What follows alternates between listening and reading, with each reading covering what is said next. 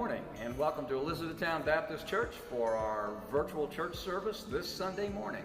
As a reminder, EBC will continue from our homes now through this Sunday and until further notice, so stay tuned on that. We'll be discussing that at a later time. With a couple of announcements I'd like to bring to your attention. Number one, if you've got the church updates from Jane, you'll note that there's an entire paragraph in there about how to access the services, how to access the Wednesday evening prayer services through Zoom, and also Right Now Media. There's a paragraph in there about accessing the link for Right Now, some of the programs that are in there that you can hook into with some of the others that are involved with that. I urge you to take a look at that news update from Jane as well. A couple other things I want to bring to your attention as a reminder. Pastor Royal is continuing his study on Ephesians on Wednesdays at noon. Reverend Brenda Flowers continuing her study of Mark on Thursdays at noon. If you have the option and the time to invest in it, I urge you to take a look at that. You'll enjoy it. Both of these studies, by the way, are found, guess where? On Right Now Media. So you want to take a look again at that update from Jane and get familiar with the technical part of it.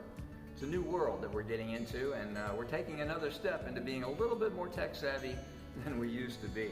Jim Davis is continuing to host the Monday night Zoom meetings as they watch The Chosen, and they'll be covering the last episode of season 1 this coming Monday. He has 5 couples, if he has 5 couples, by the way, interested in doing a season 1 review of that. Jim indicates he'll be glad to host that for you and set that up as a Zoom meeting so that you can do that. Contact Jim for that or give Jane King a call. She'll do that. Mark your calendar. As you probably already remember, mark your calendar for October 4th. That will be Pastor Royal's last Sunday with us and Pastor Rudy's first Sunday with us. So it's a date to remember, okay? There is a note in the news update, again, that you got from Jane regarding an effort going on by the Bladen Baptist Association regarding gathering supplies for hurricane relief. I think we escaped the brunt of this most recent hurricane, but we've all been through the last two, Matthew and Florence. We've seen what it can do in the community. Bladen Baptist played a remarkable part in helping this county to get itself back on its feet.